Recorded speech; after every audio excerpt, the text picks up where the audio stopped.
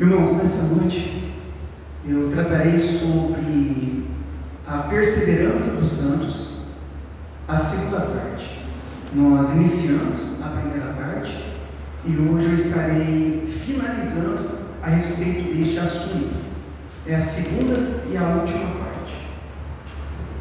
Normalmente, uma pergunta é feita no meio cristão: pode um crente perder a sua salvação no meio do caminho? Ou uma vez salvo, salvo para sempre? Os que contestam uma resposta negativa a essa pergunta dizem: bom, não perde a salvação significa que ele pode fazer o que quiser e pecar à vontade. Este foi um dos questionamentos que Paulo respondeu quando escreveu à igreja de Roma. A pergunta era: havemos de pecar porque não estamos mais debaixo da lei e sim da graça? A resposta de Paulo foi um enfático não. Paulo rejeitou de longe essa hipótese. Ele vai dizer: de modo nenhum. Como viveremos ainda no pecado, nós, os que para ele morremos? Considerai-vos mortos para o pecado, mas vivos para Deus, em Cristo Jesus. De modo nenhum. Agora, porém, libertados do pecado, transformados em servos de Deus, tendes o vosso fruto para a santificação e, por fim, a vida eterna. Então, essa é uma das questões que muitas pessoas falam e questionam. Pode-se perder a salvação, ou uma vez salvo, sempre salvo? E aqueles que vão contestar de forma negativa, Paulo, ele faz essa mesma resposta quando ele é perguntado a respeito disso. Porque em Cristo, ele é o fim de toda a lei. Uma vez que nós estamos em Cristo, nós já não estamos mais debaixo da lei. E essa ministração, o que ela trouxe para a igreja de Roma? Um questionamento. Opa, peraí, então se já não estamos debaixo da lei, podemos então viver de qualquer forma, agir de qualquer forma? E o que Paulo vai responder? Como nós podemos viver ainda no pecado, se nós morremos para o pecado? Então a resposta de Paulo é não. Uma vez que Deus ele nos salvou verdadeiramente o homem, o desejo do homem, ele é mudado. Nós não queremos mais agora viver no pecado. Nós não amamos mais o pecado que outrora praticávamos. Agora nós odiamos o pecado. Agora o pecado, ele é um obstáculo na nossa vida, mas não mais um prazer para nós. E uma vez, então, que nós morremos para o pecado, nós não desejamos mais viver para o pecado. Então a doutrina da perseverança dos santos, ela nos garante a chegada ao destino final. Porém, longe de nos incitar à irresponsabilidade, ela é um motivo a mais para nos dedicarmos à consagração e à fidelidade, mesmo em meio a todas as dificuldades que surgirem no trajeto. Por causa desta sublime doutrina, podemos dizer como o apóstolo Paulo disse: é por isso que eu sofro essas coisas, mas eu ainda tenho muita confiança, pois sei em quem tenho crido, e estou certo de que Ele é poderoso para guardar até aquele dia aquilo que me confiou. Então, a doutrina da perseverança dos santos, o que ela faz em nós? Ela nos garante que uma vez que Deus nos salvou, Ele vai nos preservar até o fim. Então há uma garantia para nós que nós chegaremos, aqueles que foram salvos, chegarão até o fim de suas vidas salvos. Mas isso não quer dizer que vai nos incitar a uma responsabilidade, a irresponsabilidade, mas ao contrário, todos aqueles que realmente foram salvos, eles vão se dedicar à consagração e à fidelidade, mesmo em meio às dificuldades. E Paulo ele vai dizer: eu tenho muita confiança, porque eu sei em quem eu tenho crido. E ele sabia que Deus ele era poderoso para o guardar até a volta de Cristo. Então, a perseverança dos santos e o seu significado. Não significa que todo aquele que frequenta a igreja, ou que é batizado, ou fez sua profissão de fé, ou mesmo que todo aquele que, aos nossos olhos, pareça crente, ele perseverará até o fim. Então, não significa que aquelas pessoas que foram batizadas, ou que frequentam uma igreja, ou que fizeram uma profissão de fé, eles falam: não, eu creio em Jesus. Não quer dizer que essas pessoas que muitas vezes parecem crentes aos olhos, eles perseverarão ao fim. Muitos, talvez, que iniciam a sua caminhada, muitos por serem um joio, por serem bodes, por não serem convertidos, mesmo confessando aparentemente ser, muitos desistirão no meio do caminho. Então, no Catecismo Maior de Westminster, na pergunta 79, ele vai nos dar uma definição a respeito disso. E a pergunta é: poderão os verdadeiros crentes cair do estado de graça em razão de suas imperfeições e das muitas tentações e pecados que assaltaram? A resposta que os puritanos deram: os crentes verdadeiros, em razão do amor imutável de Deus e de seu decreto e pacto de lhes dar a perseverança, da união inseparável entre eles e Cristo, da contínua intercessão de Cristo por eles, do Espírito Santo e da semente de Deus habitando neles, jamais poderão total ou finalmente cair do estado de graça, mas são conservados pelo poder de Deus, mediante a fé, para a salvação. Então, há uma pergunta no Catecismo Maior de Westminster, perguntando: será que os verdadeiros crentes, eles podem cair da graça? Eles podem perder a salvação? E as respostas que vão dar os puritanos é que é impossível. Por quê? Em razão do amor imutável de Deus. Uma vez que Deus, ele passou a amar os seus filhos, ele não muda, é imutável. Ele não ama porque merecemos, ele ama porque ele é amor. E o amor de Deus, ele é imutável. Também há o seu decreto e o seu pacto, que lhes dá a perseverança. Existe um decreto eterno, existe um pacto que Deus fez com o seu povo, de lhes dar a perseverança. Há também uma união inseparável entre os salvos e Cristo.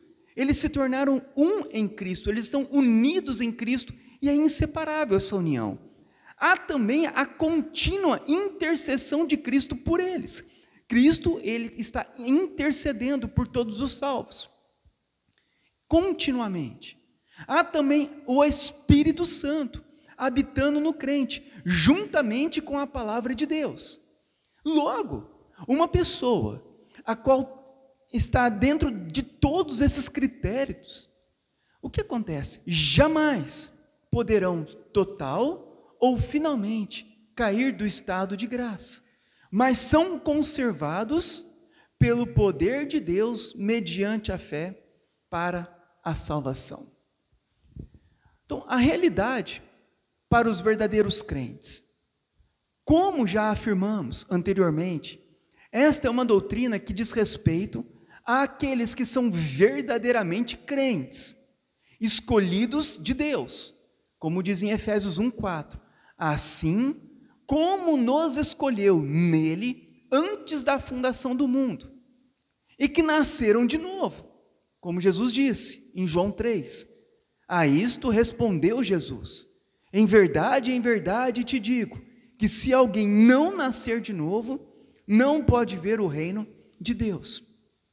Então, Com relação à doutrina da perseverança dos santos, ela é uma realidade para quem? Somente para os verdadeiros crentes, aqueles que foram escolhidos por Deus e aqueles que nasceram de novo. Então, é a respeito destes que essa doutrina ela vai tratar. Para estes que nasceram de novo e foram escolhidos por Deus, há a promessa e a esperança de serem confirmados até o fim. Como diz em 1 Coríntios 8, Ele os manterá firmes até o fim, para que vocês sejam irrepreensíveis no dia de nosso Senhor Jesus Cristo. Na vida dos seus filhos, o Senhor completará a obra que Ele iniciou, como diz também em Filipenses 1:6. Estou plenamente certo de que aquele que começou a boa obra em vós há de completá-la até ao dia de Cristo Jesus, guardando-os íntegros e santificados, como diz em 1 Tessalonicenses. O mesmo Deus da paz vos santifique em tudo, e o vosso espírito, alma e corpo sejam conservados íntegros e irrepreensíveis na vinda de nosso Senhor Jesus Cristo. Fiel é o que vos chama, o qual também o fará. Então, os verdadeiros crentes, há uma promessa e uma esperança da confirmação deles até o fim, da salvação até o fim. Deus, Ele diz que manterá firmes até o fim. Diz que Ele, aquele que começou a boa obra, Ele vai completá-la até o dia de Cristo. Diz que aqueles que foram salvos, Deus os santificará em tudo. Eles serão conservados íntegros e irrepreensíveis. E tudo isso não é pela fidelidade do homem, mas é porque fiel é o que vos chama, o qual também o fará. E tudo isso acontecerá por quê? Por causa da fidelidade de Deus. Deus, Ele é fiel. É por isso que Ele conservará o seu povo a salvo. Não depende de nós, porque se dependesse de nós, automaticamente nós perderíamos a salvação. Uma vez que a salvação pertence ao Senhor, como diz em Jonas 2:9, ao Senhor pertence a salvação. Uma vez que a Ele pertence, e Ele é fiel. Para quê? Fiel para fazer exatamente o que Ele prometeu. É por isso que nós descansamos na obra de Cristo, e não nas nossas obras. É por isso que nós confiamos naquilo que Cristo fez por nós, e não naquilo que nós fazemos, porque a salvação pertence a Ele. Então essa promessa e a esperança, ela é dada aos verdadeiros cristãos. A impossibilidade de cair do estado da graça. Essa é uma afirmação que encontramos em diversas partes da Escritura Sagrada. Os verdadeiros crentes jamais cairão da graça ou perderão a sua condição de salvos. Cair da graça é deixar de ser salvo, ou perder a condição de salvo. Olha aqui que Jesus disse em João 5:24. Em verdade vos digo, quem ouve a minha palavra e crê naquele que me enviou, tem a vida eterna, não entra em juízo, mas passou da morte para a vida. O ponto que precisamos observar aqui é que aquele que crê em Jesus como seu Salvador já tem a vida eterna e passou da morte para a vida. Então Jesus diz isso: aqueles que ouvem a minha palavra e crê, aqueles que ouvem o Evangelho, aqueles que ouvem a mensagem da cruz, aqueles que ouvem as Escrituras Sagradas e crê naquele que enviou, esse tem a vida eterna. Ele não entra mais em juízo. Por quê? Ele passou da morte para a vida. Então, a salvação é por meio da fé. É por meio de nós crermos. Não é por esforços nossos, não é por pagar promessas, não é por penitência, não é por seguirmos uma religiosidade, não é por uma tradição religiosa, mas é por meio da fé em Cristo. Olha o que Jesus disse. Jesus está pregando. Ele fala, olha, quem ouve a minha palavra e crê, tem a vida eterna. Ele não entra mais em juízo. E ele passou agora da morte para a vida. Por isso é impossível alguém que teve a vida eterna, que ouviu, que creu, ele não entra mais em juízo. Ele não entra mais em morte espiritual, porque ele passa agora da morte para a vida. Jesus prometeu a vida eterna a todos aqueles que o Pai lhe havia dado. Olha o que diz em João 17:2. Assim como lhe conferiste autoridade sobre toda a carne, a fim de que ele conceda a vida eterna a todos os que lhe deste. Logo, a pergunta que temos que fazer é: uma vida que se ganha e depois se perde, ganha-se de novo, com o risco de se perder novamente, é a vida eterna? É possível também imaginarmos um Cristo que dá a vida eterna e depois a toma? Logicamente que não. Quanto a este assunto, a Bíblia é muito clara, em Romanos 11:29, pois os dons e o chamado de Deus são irrevogáveis. Uma vez que Deus, Ele chamou o seu povo, uma vez que Ele escolheu o seu povo, Ele não volta atrás, é irrevogável.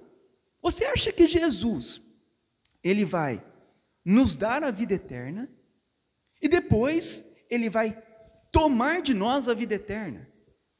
Hoje Ele vai te dar a vida eterna, mas amanhã Ele vai tomar a vida eterna. Depois amanhã Ele te dá novamente a vida eterna, e depois da manhã Ele toma a vida eterna. Não, a Bíblia não ensina isso. A Bíblia ensina que quando Deus chama, quando Ele nos escolhe, quando Ele nos concede a vida eterna, Ele nos concede para sempre, porque Deus, Ele não volta atrás. O reverendo Augusto Nicodemos, ele diz assim: se a salvação é algo que se perde, pode ter certeza que você não vai entrar no céu. Então, se a salvação é algo que nós perdemos, ninguém vai ser salvo. Porque se a salvação perdemos, é porque ela está em nossas mãos. E se a salvação está em nossas mãos, ninguém conseguirá se salvar. Ninguém conseguirá chegar firme até o fim. Olha agora a diferença. A salvação está nas mãos de Cristo. E Ele nos salvou. Ele nos sustentará até o fim. Ele nos conduzirá até o fim para nós sermos salvos. Logo, nós temos o quê? A certeza que se Deus Ele nos salvou, nós entraremos no céu. Há outro texto muito esclarecedor no Evangelho de João, que diz assim, em João 10: as minhas ovelhas ouvem a minha voz, eu as conheço e elas me seguem. Eu lhes dou a vida eterna, jamais perecerão e ninguém as arrebatará da minha mão. Aquilo que meu Pai me deu é maior do que tudo, e da mão do Pai ninguém pode arrebatar. Olha o que Jesus disse, que as ovelhas que ouvem a voz de Cristo, Ele as conhece e elas seguem a Cristo. E Cristo, Ele dá o quê? A vida eterna. E jamais perecerão, nunca mais perecerão. E ninguém poderá tirar essas ovelhas da mão de Cristo. Pertence a Cristo. Nós não estamos falando de qualquer... Quando a gente fala de Cristo, Cristo é Deus. Jesus é Deus. Ninguém pode tirar as ovelhas que pertencem a Ele de suas mãos. Ele é o Senhor. Ninguém pode arrebatar das mãos do Pai. Neste contexto, Jesus, Ele demonstra o íntimo relacionamento que há entre Ele e suas ovelhas, e como elas o conhecem e seguem. Elas recebem a vida eterna, e a certeza de que jamais perecerão. Elas sempre terão a certeza de que chegarão salvas ao seu destino final e de que nenhuma delas ficará perdida ou esquecida pelo caminho, como diz em Mateus 18. Da mesma forma, não é da vontade de meu Pai no céu que nenhum destes pequeninos se perca. Então, uma vez que Deus nos salvou, uma vez que Ele nos deu a vida eterna, uma vez que pertencemos a Ele, ninguém pode tirar isso de nós. Ninguém, nem nós mesmos. Porque Deus, é Ele quem manterá o nosso coração nele. É Ele quem nos sustentará durante toda a nossa vida, para nós não o abandonarmos. Não somos nós, não está em nós, está nele agindo em nós. É por isso que nós temos uma certeza da nossa eternidade com Deus, porque nós sabemos que uma vez que Ele nos chamou, uma vez que Ele nos salvou, Ele também nos sustentará até o fim de nossas vidas. A perseverança dos santos, quando a gente fala dos santos, quando a Bíblia fala sobre santos, ela está falando sobre todos aqueles que foram santificados em Cristo. Então, quando Paulo ele escreve uma carta, você vai ver que ele vai estar escrito lá, em algumas vezes ele fala, escrevendo essa carta aos santos da igreja tal. Quem são os santos da igreja? São todos aqueles que foram santificados por Cristo. Então, quando a gente fala a perseverança dos santos, é a perseverança de todos aqueles que estão em Cristo, que creem em Cristo. Então, essa perseverança é a sua garantia. É garantida, como que é garantida a permanência dos cristãos na fé? Primeiro nós observamos que nem todos conseguem ter fé. Depois nós também vemos que alguns tentam ter fé, mas no meio do caminho abandonam a fé para sempre. Mas nós vemos que outros, eles conseguem ter a fé e permanecer na fé. E mesmo diante de alguns problemas ou sofrimentos, eles podendo se desviar por algum tempo, mas logo eles retornam para a fé. E por que acontece isso? De uns abandonar para sempre, de uns não crerem de forma alguma, e de outros crerem. Por que que isso acontece? Qual que é a garantia? Primeiramente, por causa do decreto da eleição. De uma forma muito clara, a Bíblia nos fala dos decretos de Deus. Como diz em Salmo 105, lembra-se perpetuamente da sua aliança, da palavra que empenhou para 1000 gerações, da aliança que fez com Abraão e do juramento que fez com Isaac, o qual confirmou a Jacó por decreto e a Israel por aliança perpétua. Quando Deus ele vai chamar Abraão, a família de Abraão era uma família que vivia na idolatria. Eles adoravam outros deuses. Mas Deus ele vai chamar Abraão. E ele vai trazer Abraão até ele, vai colocar fé no coração de Abraão, para que Abraão nunca mais se apartasse dele. E nós observamos que, apesar de tudo isso, Abraão ele falha em muitos momentos com Deus. Ele mente quando ele fala que a sua esposa era a sua irmã, ele conta mentira, então ele falha. Mas você observa que a fidelidade de Deus é quem o mantém dentro desse decreto. Deus havia escolhido ele. Então, por causa da eleição, por causa da escolha de Deus, Deus o sustentou. Observamos o seu filho Isaac, o filho de Abraão, Isaac. Da mesma forma, Deus o sustentou. Ele teve falhas? Também teve as mesmas falhas. E depois nós vemos o filho de Isaac, Jacó. A mesma coisa. Jacó ele era considerado um trapaceiro. Mas por causa da eleição, do decreto da eleição, porque Deus o escolheu, Deus o preservou firme na fé. E nós vamos observar isso na história de Jacó, assim como de todos todos os outros homens, de Abraão, de Isaac, e tudo isso por quê? Porque existe uma aliança perpétua que Deus fez com aqueles que Ele chamou. E nesse salmo fala: Senhor, lembra-se perpetuamente da sua aliança, que o Senhor sobre juramento, que o Senhor confirmou por decreto a Abraão, Isaac, Jacó e a todo Israel, por aliança perpétua. Você observa que as falhas da nação de Israel, na idolatria, na maldade, nos pecados, Deus tinha tudo para expulsar aquele povo de sua presença e não salvar ninguém. Mas porque Deus os salvou? Porque Deus os mantinha salvos? Porque Deus mantinha aquela linhagem? Porque havia um decreto eterno da aliança com Deus, com eles.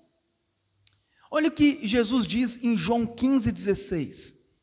Não fostes vós que me escolhestes, a mim, pelo contrário, eu vos escolhi, a vós outros, e vos designeis para que vades e deis fruto, e o vosso fruto permaneça. Então, a salvação, ela é garantida pelo decreto da eleição, uma vez que Deus nos escolheu, uma vez que Deus fez tudo isso por um decreto, por um juramento, por uma aliança, da sua soberana eleição. Ele, então, nos preservará até o fim. Então, a primeira coisa, a primeira garantia que nós temos, o porquê nós somos salvos, o porquê nós vamos para o céu. Primeiro, por causa da eleição, o decreto da eleição.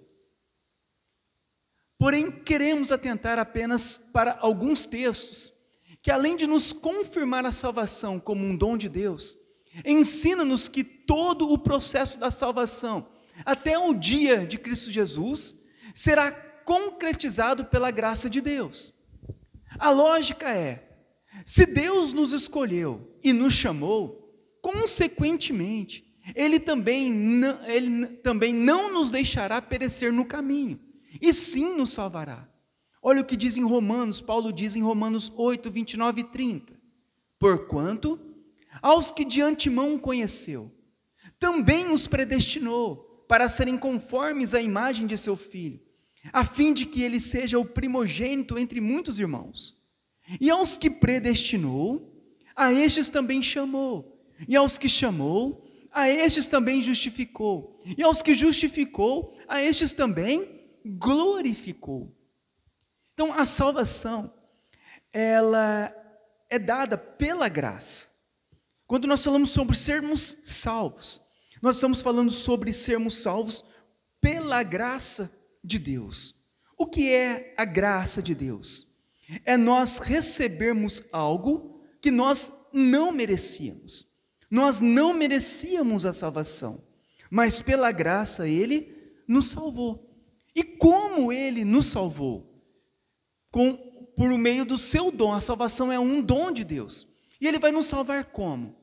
Ele nos predestinou. A palavra predestinar é nos dar um destino pré-estabelecido, um pré-destino. Então Ele vai nos dar um pré-destino. Ele vai nos destinar para a vida eterna. E de que forma? Ele vai nos chamar. Chamar como? Pela pregação do Evangelho. Então, aqueles que Ele predestinou, aqueles que Ele elegeu para serem salvos, eles ouvirão o Evangelho. Serão chamados pela pregação do Evangelho. Eles vão ouvir a verdade. Eles vão ouvir a Bíblia. Eles vão ouvir as Escrituras Sagradas. Vão ser chamados por Deus. E todos aqueles que forem chamados por Deus a ouvir o Evangelho, esses serão o quê? Justificados. A palavra justificar significa, no grego, ser declarado justo. São declarados justos, perdoados de todos os pecados. Aqueles que Deus escolheu, esse Ele vai chamar por meio da pregação do Evangelho. Eles ouvirão o Evangelho, vão crer no Evangelho e vão ser perdoados de todos os pecados. Pecados do passado, pecados do presente, pecados do futuro. Justificados, perdoados no tribunal de Deus. E todos aqueles que foram justificados, eles serão o quê? Glorificados, serão salvos. Nesse texto fica bem claro que o Senhor não somente nos predestinou e nos salvou para sermos semelhantes a Cristo, como também fomos justificados e glorificados. Isto é, Deus não salva e abandona os seus filhos no meio do caminho. Mais à frente, Paulo ele continua, em Romanos 8,32. Aquele que não poupou o próprio filho, antes, por amor de nós, o entregou, porventura, não nos dará graciosamente com ele todas as coisas? A verdade aqui é, se o mais difícil, que era a nossa salvação, foi providenciado através da morte de Jesus Cristo, Deus não fará aquilo que nos falta para nos conduzir em segurança até o dia da sua vinda, da vinda de seu Filho?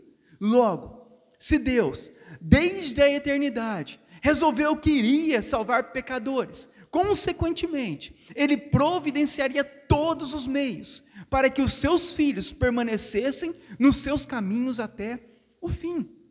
Imagina, Deus, Ele escolhe, Deus chama, mas no meio do caminho, Deus não justifica.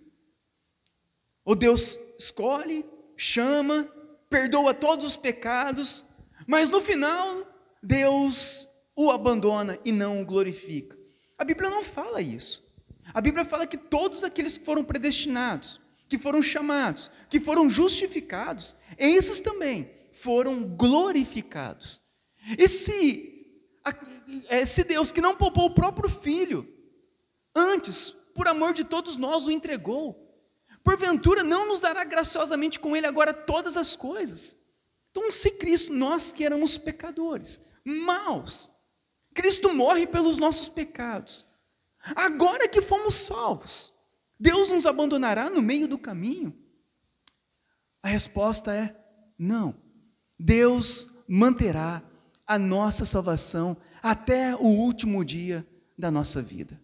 E Ele providenciará todos os meios para que nós permanecemos firmes nos seus caminhos. A segunda garantia que nós temos, porque somos salvos, é porque é uma obra da Trindade.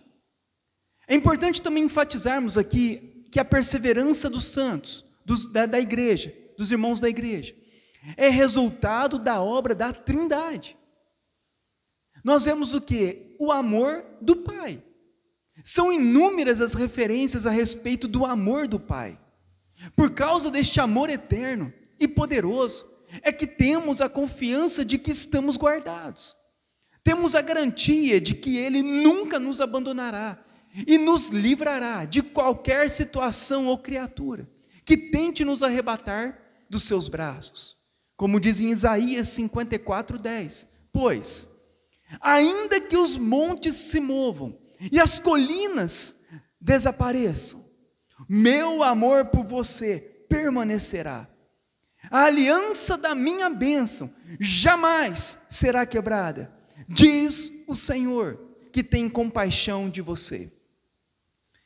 Primeiro, a garantia que nós temos é que Deus, Ele nos ama. E o amor de Deus é para sempre, jamais pode ser quebrada. A mediação de Jesus, obra da Trindade, porque nós temos a garantia que somos salvos. O que nos dá a certeza e a convicção de que perseveraremos até o fim, é a mediação de Jesus Cristo. Ele é o nosso sumo sacerdote, que se compadece das nossas fraquezas, e que constantemente intercede por nós, apresentando o seu sacrifício em nosso lugar. Romanos 8:1. Agora, pois, já nenhuma condenação há para os que estão em Cristo Jesus. Então, por que temos a certeza que somos salvos? Por causa de Cristo. Porque aqueles que estão em Cristo, já não há nenhuma condenação. Por que nós temos a garantia da nossa salvação? Por causa do selo do Espírito Santo. A outra garantia que temos é o selo do Espírito Santo. Ele mesmo passa a habitar no crente e passa a ser o seu selo. O selo tem por objetivo garantir que algo chegue ao seu destino final. Assim é o Espírito Santo em nós, como diz em Efésios 1. Agora vocês também ouviram a verdade, as boas novas da salvação. E, quando creram em Cristo, Ele colocou sobre vocês o selo do Espírito Santo, que havia prometido. O Espírito é a garantia da nossa herança, até o dia em que Deus nos resgatará, como sua propriedade, para louvor da sua glória. Nós, os que cremos, os cristãos verdadeiros, nós temos o Espírito Santo, Ele habita em nós, e Ele é o selo. O que é o selo? Quando nós enviamos uma carta, uma correspondência, ou algum objeto pelo correio, é lacrado por um selo. E quem pode abrir o selo? Somente o destinatário, aquele que vai receber. A Bíblia diz que o Espírito Santo é o selo na nossa vida, que nos garante a chegada final até o último dia da nossa vida para a salvação eterna. Ele é o selo, Ele é a garantia da nossa herança. Agora imagina, Deus, Ele ama o seu povo com amor eterno que é inquebrável. Jesus, Ele morre por todos os nossos pecados, sendo o nosso sumo sacerdote, o nosso mediador, o nosso intercessor diante de Deus. O Espírito de Deus vem habitar em nós, nos selando para a vida eterna. Como um cristão verdadeiro pode perder a salvação diante de tudo isso? O nosso pecado é mais poderoso que Deus. As nossas vontades, o nosso eu, é mais soberano que a vontade de Deus. Irmãos, nós estamos falando sobre um Deus eterno, e sobre nós, que somos fracos e pecadores, que do pó viemos e ao pó retornaremos. É impossível um cristão que foi amado desde a eternidade por Deus, que foi salvo por Cristo, que tem o Espírito Santo, ele perder a salvação. Então a Trindade, ela é uma garantia de que todo cristão verdadeiro será salvo. A terceira garantia que nós temos é que ela é confirmada pelo pacto da graça. Além do trabalho da Trindade a nosso favor, temos ainda a segurança garantida pelo pacto da graça, e que Cristo é o mediador e fiador deste pacto. A Bíblia também nos ensina que Deus permanece fiel àquilo que Ele prometeu. Logo, se Ele fez um pacto conosco, Ele jamais violará este pacto. Olha o que diz em Jeremias 32:40. Farei com eles uma aliança permanente. Jamais deixarei de fazer o bem a eles, e farei com que me temam de coração, para que jamais se desviem de mim.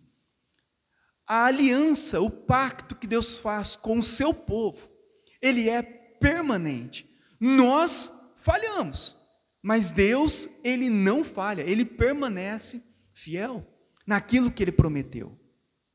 E mesmo para as nossas transgressões, o Pai providenciou um substituto, para que suportasse no nosso lugar as consequências da quebra deste pacto. Como diz em Isaías 53, mas Ele, Cristo, foi transpassado pelas nossas transgressões e moído pelas nossas iniquidades, pecados. O castigo que nos traz a paz estava sobre Ele, e pelas suas pisaduras fomos sarados. Se necessário for, seremos disciplinados pelo Pai, por causa da nossa rebeldia. Contudo, Ele jamais violará a sua aliança. Deus, Ele não pode quebrar uma aliança. Nós quebramos. Nós fazemos promessas e não cumprimos. Nós falamos coisas e muitas vezes não fazemos. diferente de tudo isso, é Deus. Deus, Ele prometeu. E uma vez que Deus prometeu, Ele não volta atrás. Ele cumpre o seu pacto, o seu decreto. Ele cumpre aquilo que Ele prometeu. Por isso que sempre quando nós vamos ler na Bíblia a respeito da aliança, do pacto, da promessa de Deus, você vai observar que Deus, essa aliança, ela é sempre permanente. É sempre ou eterna, para sempre, permanente. Porque Deus, Ele não volta atrás daquilo que Ele prometeu. É por isso que a nossa salvação, ela é confirmada pelo pacto da graça. A aliança que nós temos em Cristo, como mediador e o fiador deste pacto. Agora nós vamos ver a perseverança dos santos e o pecado. A essa altura é importante salientar que essa doutrina não significa a ausência de lutas na vida cristã e a abolição por completo da responsabilidade pessoal que cada um tem diante de Deus. Temos a convicção que há uma luta ferrenha contra a carne, contra o mundo e contra o diabo. A vida cristã é uma batalha diária contra as forças do mal, contra a nossa natureza pecaminosa e contra o mundo que nos rodeia. Porém, o que essa doutrina nos ensina é que apesar de todas estas lutas, temos a garantia da vitória. Não por causa das nossas próprias forças, mas porque o Senhor nos dá meios para que cumpramos os seus mandamentos. Então, nós vemos que Deus, Ele nos manterá firmes até o fim. Mas o que pode ocasionar em nossa vida? O grande problema do homem, o pecado. A desobediência de Adão, transferida para todos os seus descendentes, o pecado. Esse é o grande problema nosso. E mesmo em meio a algum tipo de queda, falha no pecado, Deus ainda nos manterá firmes. Nós sabemos que teremos que lutar contra a nossa carne, os desejos da nossa carne, aquilo que está em nosso coração. Nós também lutaremos contra o mundo, os pecados que há no mundo, a sensualidade, a cobiça, entre todas as outras coisas que é apresentados para nós. E a nossa luta espiritual contra o mal, contra Satanás e os demônios. Mas o que nós precisamos de entender a respeito disso? Que no final, o Senhor vai nos garantir a vitória. Não por causa das nossas próprias forças, mas por causa da promessa dele. No parágrafo 3 da nossa confissão de fé, do capítulo 17, vai dizer assim: levados pela tentação de Satanás e do mundo, e pela prevalência da corrupção que ainda permanece dentro deles, ou pela negligência aos meios para a sua própria preservação, os santos, a igreja, podem incorrer em tristes pecados e continuar em tais pecados por algum tempo. Desse modo, eles caem em desagrado perante Deus e entristece o seu Santo Espírito. Então, mesmo diante de tudo isso, pode acontecer de nós falharmos. É importante nós entendermos isso, porque nós, por causa do pecado que ainda habita em nós, nós só ficaremos livres por completo do pecado na glorificação. Enquanto nós estamos ainda no mundo, por mais que nós busquemos a Deus, há o pecado ainda habitando dentro de nós. E o que acontece? Muitas vezes por causa do pecado, nós podemos nos desviarmos da fé, cairmos, falharmos e pecarmos contra Deus. E podemos incorrer em tristes pecados, talvez algo que nós não queríamos que tivesse acontecido, mas aconteceu. e podemos desagradar a Deus e até entristecer o Espírito Santo. Olha o que Jesus diz em Mateus 26. Ele, porém, o negou diante de todos, dizendo, aqui é a respeito de Pedro, não sei o que dizes. Quando é questionado a respeito de Cristo sendo crucificado, ele vai negar a Cristo diante de todos, dizendo, não sei o que dizes. E ele negou outra vez, com juramento, não conheço tal homem. Então ele começou a praguejar e a jurar, não conheço esse homem. E imediatamente cantou o galo. Olha o que acontece com Pedro. Pedro, ele estava lá, junto com Jesus. Ele era um cristão. Mas o que vai acontecer com ele? No momento em que ele é tentado a negar a Cristo, ele vai negar a Cristo 3 vezes. Ele vai falhar na sua caminhada cristã. Ele vai falhar nos momentos mais difíceis da vida de Jesus Cristo. E ele vai negar a Jesus Cristo 3 vezes. Nós podemos incorrer em tristes pecados. Imagina um pecado desse. Dele negar Cristo no momento mais difícil do Senhor Jesus. Paulo diz em Efésios 4:30, e não entristeçais o Espírito Santo de Deus, no qual fostes selados para o dia da redenção.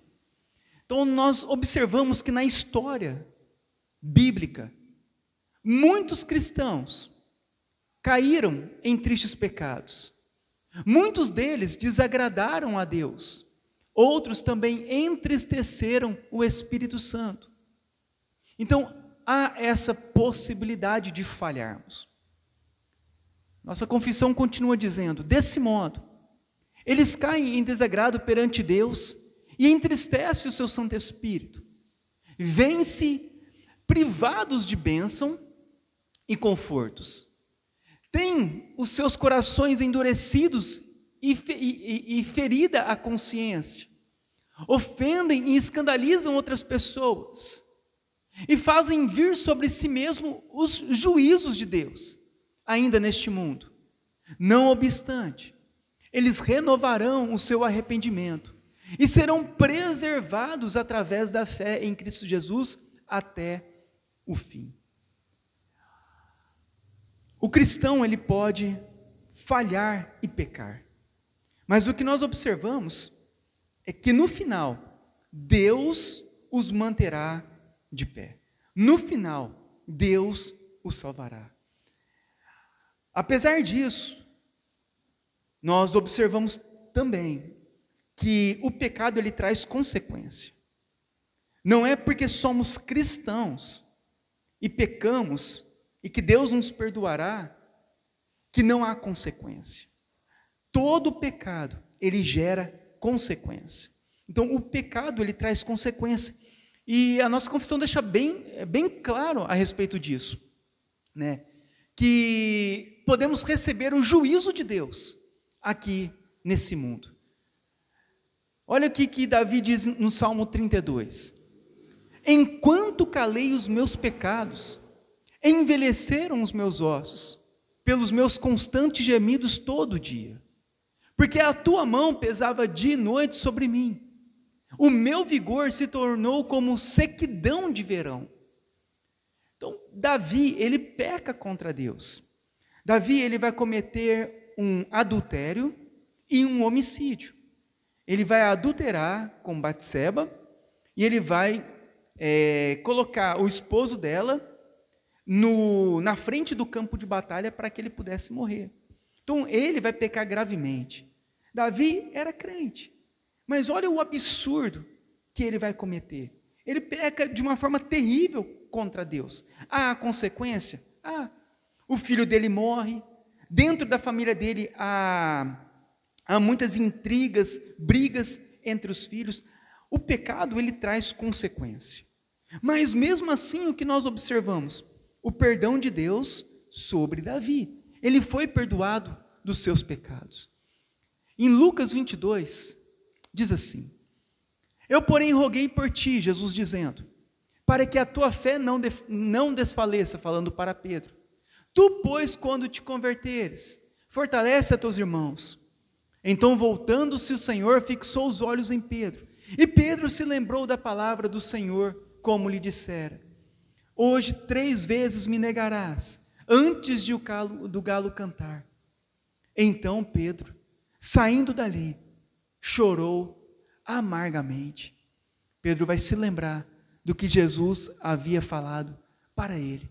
E ele vai chorar amargamente, porque ele vai pecar contra Deus. A conclusão, irmãos, deste estudo. Essa é uma das doutrinas pilares da fé cristã. Ela nos encoraja para a luta cristã, que nos mostra que o sacrifício de Cristo não foi em vão e que nos conduziu à humildade. Através dela descobrimos que todo o mérito é de Cristo Jesus e não nosso. O Senhor nos conclama a perseverarmos até o fim, e Ele nos dá meio para isso. Podemos nos fortalecer através da leitura da Bíblia, da oração, da comunhão com os nossos irmãos e da santificação. Outra conclusão a que chegamos é que nunca estaremos sozinhos. Quando nos sentirmos tão fracos, achando que a nossa oração não passará do teto, temos a segurança e a certeza de que estamos seguros no braço do Pai, que Ele sempre está pronto para nos perdoar e nos receber. Uma grande verdade também, que aprendemos através do estudo dessa doutrina, é que toda a nossa salvação é fruto da maravilhosa graça de Deus. Quanto àqueles que pareciam tão bem e hoje estão longe dos caminhos de Deus, resta-nos suplicar a misericórdia de Deus sobre a vida deles. Se eles forem verdadeiramente crentes, no tempo de Deus, voltarão. Cabe a nós, a cada dia, suplicarmos por nossa própria vida. Diante de tudo isso, só nos resta a dizer o que o autor de Hebreus diz no capítulo 12. Corramos com perseverança a carreira que nos está proposta, olhando firmemente para o autor e o consumador da nossa fé, Jesus Cristo. Então, essa doutrina da perseverança dos santos, da perseverança dos cristãos na fé, ela é fundamental para nós, porque ela dá paz ao nosso coração. Nós sabemos que mesmo em meio a aflições, sofrimento, enfermidades, dificuldades nessa vida, tentações, até quedas no pecado, nós sabemos que Deus, Ele há de nos ajudar, Ele há de nos sustentar pela sua fidelidade em sua aliança conosco, por aquilo que Cristo fez por nós, pelo amor de Deus, do Pai por nós, pelo Espírito Santo habitando em nós. Isso traz paz a nós, os cristãos, porque imagina, nós acharmos que hoje estamos salvos e a qualquer momento podemos perder a salvação. Nós não teríamos paz nunca, porque tudo isso, a salvação, a eternidade dependeria de nós, do nosso esforço, dos nossos méritos, daquilo que faríamos. Mas quando nós entendemos que é Deus quem vai nos salvar, que Ele começou a boa obra em nós, e que Ele vai conduzir essa boa obra até o fim das nossas vidas, Ele vai nos conduzir, Ele vai nos manter firmes nele, Ele vai nos salvar, Ele vai nos santificar o nosso coração. Quando estivermos mal espiritualmente, Ele vai nos sustentar. Quando pensarmos em desistir, Ele vai nos trazer de volta. Quando cairmos, Ele há de nos levantar novamente e de nos perdoar novamente, porque Ele é misericordioso. A diferença da graça e a misericórdia: a graça é nós recebermos algo que nós não merecíamos. A misericórdia é nós não recebermos aquilo que merecíamos. A graça é o quê? Nós não merecíamos a salvação. Ele nos deu. A misericórdia. Nós merecíamos a morte eterna, mas Ele deu misericórdia para nós. E não nos deu a morte eterna. Então Deus, Ele foi gracioso e misericordioso com todos nós. E por isso hoje podemos ter paz com Deus. O reformador Martinho Lutero, ele disse uma frase muito importante hoje para nós. Ele disse assim: olhei para mim e vi que era impossível me salvar. Olhei para Jesus e vi que era impossível me perder. Se nós olharmos para nós vamos ver que é impossível nós nos salvarmos. Mas se nós olharmos para Cristo, por aquilo que Ele fez por nós vamos observar que é impossível nós nos perdermos. Porque ninguém poderá arrebatar as suas ovelhas de suas mãos. Amém? Eu vou abrir agora o espaço para os irmãos que têm dúvida, para estarem perguntando e eu estar respondendo relacionado a esse tema.